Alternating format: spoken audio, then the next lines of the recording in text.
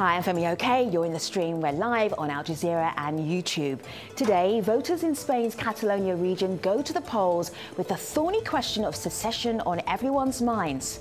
What will happen next? And I'm Malika Bilal. I'll be bringing our guests your comments. Also on today's show, Al Jazeera has a new podcast network, Jetty. Its first show, Closer Than They Appear, grapples with questions of American identity.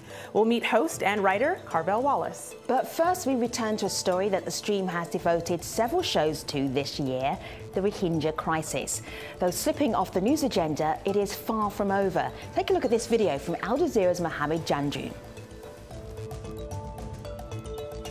Doctors Without Borders estimate that 9,000 Rohingya died in the month that followed the start of the military crackdown in Myanmar, which began in late August.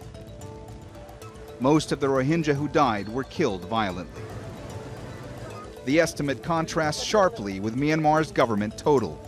It said 400 refugees were killed that month. Doctors Without Borders says their estimate is conservative, and the actual total is likely to be far higher. We have published the most conservative figures we had. If you look at the survey we did, we interviewed more than 12,000 people, which were randomly sampled from a population of 600,000. The killing you heard about in that report has driven more than 600,000 Rohingya men, women, and children over the border from Myanmar into Bangladesh, since attacks on security checkpoints by a small Rohingya armed group prompted a brutal crackdown on Rohingya civilians by the Myanmar army. Now, Bangladesh and Myanmar have struck a deal to send the Rohingya back. But what would they be going back to? Joining us, we have Brad Adams, Asia Director at Human Rights Watch, and Tanveer Chowdhury is an Al Jazeera reporter based in Bangladesh. Gentlemen, good to have you here. Tanveer, you sent us a couple of pictures. I want to show this one here. Where are we? What are we seeing? What's happening? This is in Cox's Bazar, an area about a couple of kilometers from Kutupalong, which some of the biggest refugee camps are. Now, when you take this access road, it's part of the Asian highway that is been built by the Bangladesh army. Now, this goes right into an area called Tumru in another part, which is the zero line border between Myanmar and Bangladesh, and there's a refugee camp there, and this is the access point. Now, in the beginning on the influx in September and early October, thousands of Rohingyas took shelter along the roadside and any empty spaces they could find. And people were giving them clothes, the local people were handing them clothes and food. So what you see is scattered bunch of clothes all across these places because they abandoned the clothes they were wearing because they're torn or dirty. So people were giving them relief with coats, and you see them in the streets. And people were actually taking shelter in these places, which is much more better now because since the Bangladesh army took over, it's far more stable now. The camps are organized. You don't see them in the street. But Sure. the situation in September and October was very dire, and the picture says a little bit about it, definitely. So then we saw, of course, as you saw at the beginning of this show, this segment, there's been an agreement between Bangladesh and Myanmar to return some of those people living in Cox's Bazar. But the main question that we're hearing from our community members is what happens when and if they return. This is Waqar Dean, a former stream guest. He's the Director General of the Arakan Rohingya Union, and this is what he asked. Once they are returned, they could be attacked again by security forces. And who are going to provide protection? Therefore, there has to be international involvement. Right to protect. There has to be a safe zone administered by the international community. Additionally, their citizenship issue has to be addressed. That's the central issue. So Brad, he raised a number of concerns, but chiefly protection. Who will protect them? Mm-hmm. Yeah. I mean, the international law on this is very clear. The returns have to be safe and voluntary. They can't be forced. And if you are a Rohingya in Bangladesh right now, as dire as your circumstances may be, why would you want to go back? Your villages have been burned out. The people who forced you out of Burma are still in power. And in fact, the Burmese government, both the military and civilian governments, are in complete denial about what they did. They are not taking responsibility. They're not saying even, oh, some rogue elements committed these crimes. The military launched an inquiry of itself, and surprise, surprise, it said that we didn't kill anybody. We didn't do anything. And there is a media campaign in Burma that is saying that this is all fake. This is fake news. We even had Aung San Suu Kyi's website say that allegations of sexual violence were fake news. And so I don't think anyone's going to be going back anytime soon. This agreement between Burma and Bangladesh is just words on paper. It was cobbled together under pressure from China, which wants to be seen as a regional power broker, but no donor is going to support this. Now, if people do go back, it is absolutely essential that there be United Nations monitors on the ground, but we have to be very careful that they're not sent back to camps. The worst case scenario for the Rohingya would be to be moved from camps in Bangladesh where they have relative safety to camps in Burma where they would basically be living in detention or possibly even concentration camps where they would be at the mercy of the Burmese army or police at any time when they decided to go after the Rohingya again. There's a tweet that Brad shares. He says, "I tried to go back," this is a quote, "to get the bodies of my children, but they were already on fire." Rohingya survivor from Tula Toli village. A new human rights report documents Burmese military's extreme, methodical brutality. Tanveer, if I'm looking at you reporting here, what are the stories that you're telling now? Well, I just got back from Cox's Bazar on 4th of December. What's interesting to note that we spoke to many of the Rohingya refugees who recently came, within actually early week of December and late November. They were saying that there's atrocities still going there. They're burning our villages, and there's at least 1,000 refugees crossed into Bangladesh even after this agreement signed between Bangladesh and Myanmar. And also important to know that there is a delegation here. They've set up a joint working committee in order to repatriate a lot of these Rohingyas within January or February of next year. It's too little time.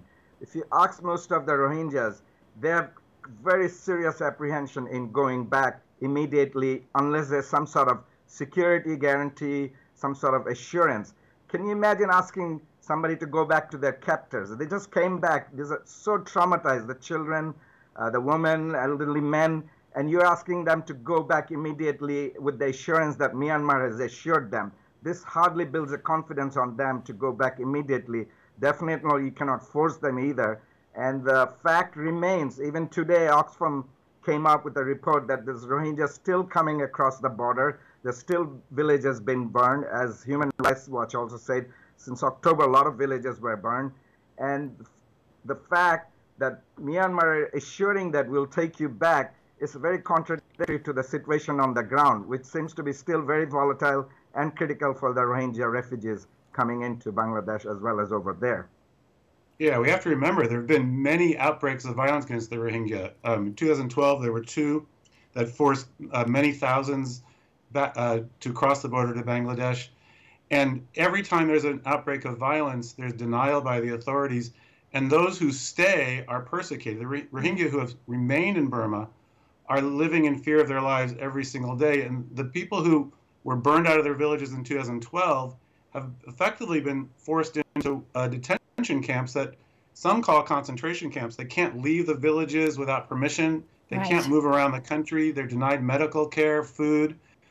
We have high infant and child mortality rates in these camps, and they have no future. They can't see a time when they'll be able to live freely in their own country. So Brad and Tanveer, we're going to leave it there for now. Thank you for reminding us that this is a story that may not be headline news, but is still incredibly important to the Rohingya. So we go from Cox's Bazar to take you to Catalonia in Spain, where crucial votes will take place on Thursday. Have a look at this clip from Al Jazeera. With an awkward smile, the Spanish Prime Minister enters the political battleground. Mariano Rajoy was here to rouse loyalists from his People's Party in the fight against the Catalan separatist movement. Thank you for defending Spain. Thank you for defending the Constitution. Thank you for defending the law. According to opinion polls, Rajoy's party has no chance of winning Thursday's snap regional election. The challenge, is to form a majority bloc with other anti-secession parties and stop Catalonia breaking away. There's also a high possibility separatist parties could score a majority. So as you heard there, polls show that things are very close between pro-independence and anti-independence parties. The vote is the first since October, when the Madrid government cracked down on an independence referendum it had declared illegal and took direct control of the wealthy region. So what's likely to happen next, and how strong is the pro-independence movement 2 months on? Joining us to discuss this, Sonia Aldolz is a lecturer at the University of Barcelona, and Adria Alsina is a communications consultant and political commentator. I want to start with our community. We got this from Andres on Twitter, who says, I think the result in Thursday's election will be crucial. This election has been called by the Spanish government and will be held under the most difficult of circumstances. Spain has imprisoned Catalan ministers and forced the president to exile. So with all of those facts there, Sonia, what is the mood like right now in the lead up to this election?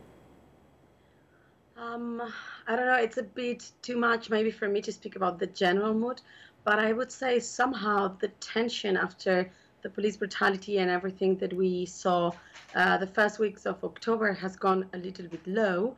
Having people in prison, having people outside the country has left more like a feeling of disenchantment, sadness, I would even say. And yes, there is still a bit of anger against Madrid by many people, many parts of the population, but there's less tension. That said, people are in general a bit cautious about what is going to happen on Thursday. As you just said, polls haven't been very clear. It depends on who made the polls. The results are very different. And the general idea is that probably, as you just said, pro-independence and unionist parties are going to be kind of very, very equal. So we're just waiting to see what's happening. Maybe Adria, who follows closer the pro-independence movements, can give you more insights. Adria, I'm looking at some polls here from the Financial Times, and they've sort of put them all together as averages. Catalonia independence vote, separatists 46.9%, unionists 43.7%, and down here non-aligned 7.8%. So close, but does it feel close in Catalonia?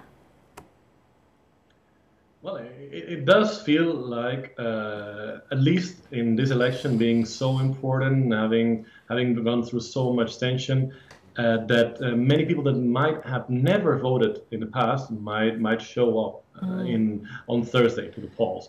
This gives the poor pollsters gives them a hard time, because when somebody that has never been to a poll says, no, I will vote, I go, you never know whether to believe them or not, and even less to believe on what they'll vote, right? Right. It's also different because it's going to be it's not going to be on holidays like usually polls in Catalonia used to be. It's going to be days, so that also adds a bit of uncertainty to the whole poll. But obviously, from the pro-independence camp, I think the pro-independence camp is generally pretty comfortable in saying that they will hold and preserve at least a relative majority. Pilar, we got this comment here on Twitter. Excuse me, her name is Pilar, and I'm going to give this to you, Adria. Pilar says the Spanish government knows that this vote is not enough to solve the Catalan situation. They're still going to have to negotiate anyway. And Sonia, I see you nodding your head there, but Adria, with this said, what will resolve the issue? Well, this whole negotiation thing, it's like waiting for Godot, right? We've been told so many times that Spain would sit down and negotiate at the end, that we don't really expect that anymore. I mean, you see, I'm wearing a yellow ribbon because we've got so many politicians in jail. Also, there are several dozens of websites that were closed or blocked before October the 1st and are still blocked. The website of Assemblea Nacional Catalana, for instance, which is one of the major political organizations in Catalonia, Assemblea.cat, is still blocked by the Spanish police and haven't received any notification. So we can label it in many ways, but these are certainly not normal democratic elections. Adding to the comment that the tweet that you just showed us, I think what the person was trying to say, I could fully agree, that is that these elections might not solve the background problem or the background conflict, which is we do have a part of the Catalan population who's asking to be able to decide on our future, on what we would like to be or organize ourselves. And that conflict between that will and the fact that the Spanish central government says, no, you are not entitled to decide on that, is going to remain there. So even if the unionist parties win with a very small difference, the conflict is still remaining there. And you still have a big part of the population who's asking for an absolutely different way of organizing. So what is the point of this election if the conflict still remains, it's not decisive? What is the point? What are you going through all of this for?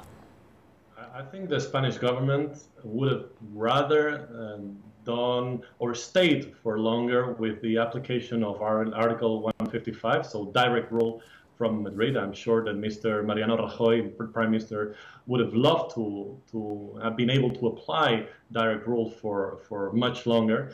I do believe that there were certain forces outside of Spain, perhaps the European Union, perhaps other countries, that told him not to apply it for long. So he just called for snap elections and took advantage of them as much as they could. But his own party, the Popular Party, seemed to be deemed to come in last in this election. So right. even if, as Sonia was saying, even if pro-Spain parties eventually made it to the top, there's a huge majority in Catalonia who do not agree, at least with this direct rule, at least in the way Madrid has applied it. So all eyes on Thursday. Thank you to Sonia and to Adria for joining us for this part of the show. And don't forget, you can watch full coverage of the Catalonia election right here on Al Jazeera this Thursday. Now, from Spain, we move to San Francisco in the United States to meet writer Carvel Wallace, the host of a new podcast that's already winning lots of praise. Take a look.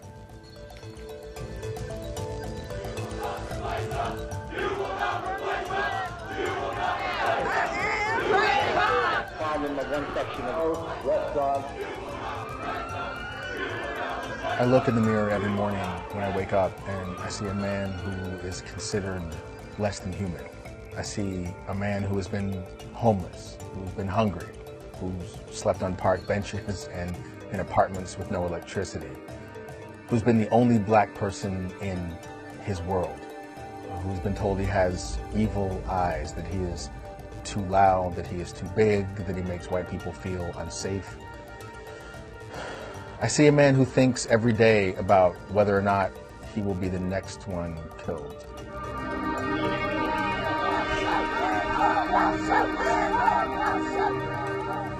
I look in the mirror and I also see a father and a friend and a magazine writer who makes a list every night of all the things in his life that he's grateful for. His health, having a bed, a job, 2 children who are alive and beautiful. I see a man who, like the nation that birthed him, always looked toward the future. Joining us, Carvel Wallace, host and writer of Closer Than They Appear. Carvel, there are some podcasts that are little snacks, little 5-minute snacks as you're wandering around doing your groceries. And then there are other podcasts like yours, which is a 3-course meal with added extras and then more, even when you think you're full up and you can't take any more. If people are looking out for this podcast and trying to think, what is it about? What is Carvel trying to do, and the team? What's the aim? What's the mission here? Well, I mean, thanks for having me on the show. I think that America is at a point where there's a lot of reckoning to be done. One of the things I say about this time in American history is that this is a time where everyone is paying for everything. And a lot of American history has been about taking things on credit, basically. That we've tried as a country to shove certain kinds of oppression under the rug, to shove certain crimes against our own values under the rug. And it seems that this is a time in which all of that is coming, the bill is coming due, right? People are being held accountable. That fear that we should have been feeling the entire time, now people are feeling on a larger level. And so what I wanted to do with this show was I wanted to open up a space to have that conversation, to say some things that maybe need to be said and want to be said, but that people have a hard time putting into words. And as a writer, kind of the one thing I know that I have that I can offer to the world is I'm pretty good at putting things into words. And so in that way, I wanted to, create another way to talk about the fear, the anxiety, the confusion, the doubt that a lot of people like myself and people I'm close to are experiencing right now. I wanted to create a place for people to have that on a larger level. And Carvel, as someone who has listened to all of your episodes so far, I think you have done that. But what I get from your podcast is this feeling of a giant therapy session for America. And so it's interesting then that we got this comment from outside of the United States. This is Claudia on Twitter. She says, I'm an unconditional fan of Closer Than They Appear from Spain. I'm a white, European, queer woman interested in geopolitics and activism. Her question for you is, in your opinion, how can white people fight white supremacy and racism without falling into the racial colorblindness speech? We're all human, we're all equal. Yeah. I mean, I think that it requires a certain amount of, I think that the person who writes is on the right track, right? Knowing that thinking that we're all human and equal is not enough. In other words, it's true, but it's not enough. So it's true that we're all human and we're all equal, but it's also true that our lived experience differs greatly. And, once I had a great friend say to me about being Black, she said, we're not Black people, we're people who have the Black experience, which I thought was such an interesting distinction. It's one that has guided the way I think about race, that yes, you can say race is made up and race is not real and it's biologically, but it is a social truth. And to live as a Black person in this country, to live as a woman in this country, to live as a queer person in this country, et cetera, gives you an experience. It's also true that to live as a white person in this country gives you a certain experience. Part of the problem that America's facing right now is that we, for centuries, have been told that experience of being white in America was the default experience, that was the normal one. And there is a collective feeling of fatigue with that because that's not true. And believing that's true has guided this country to kind of pave over the health, safety, and happiness of a lot of people. So to balance this idea that we're all human beings with the idea that, and therefore to be a human being and to grow up as a Black person in this country means that certain parts of your humanity have been challenged and that needs to be repaired, you have to hold both those truths. They're not opposites, but the way this country works, we think of them as opposites. So to answer the question that Claudia asks, which is what can she do? I think of this as a movement. And everyone has a job, has something skillful that they're able to do in the movement. I'm a writer. Some people can work in politics. Some people can work in finance. Some people can take to the streets. I think that this movement requires all of us to do our work at a high level. But there's a certain amount of consciousness that has to be developed in order for that work to not be harmful. And this distinction between knowing that we're all human, but also recognizing the specific ways in which our experience has been harmful and how we're healing from that, that's a big part of that consciousness that needs developing. Carvel, you get very personal in your podcast. You talk about America, but you talk about yourself. I know a little bit about your family background, who brought you up, the rules of Fight Club, when you should definitely throw a punch and when you shouldn't. Is there anything that you would not talk about, that this is absolutely taboo? We have 30 seconds left. You're an audio man. I know that you know how long that is. So in 30 seconds, anything taboo, you would not go there. There isn't really. I mean, I talk about my story not because I want people to know about me, but because I think it can help people understand and feel more at home and more safe and honest in their stories. And that's all about having the right to be. Because one of the things that systemic oppression does is it kind of messes with your head. It's been a pleasure having you. Thank you so much. That's all the time we have. Thank you so much for joining us. You can find Closer Than They Appear on Apple Podcasts. Have a look here on my laptop, or anywhere where you love to get your podcasts. Malika and I will be online at #AJStream. See you soon.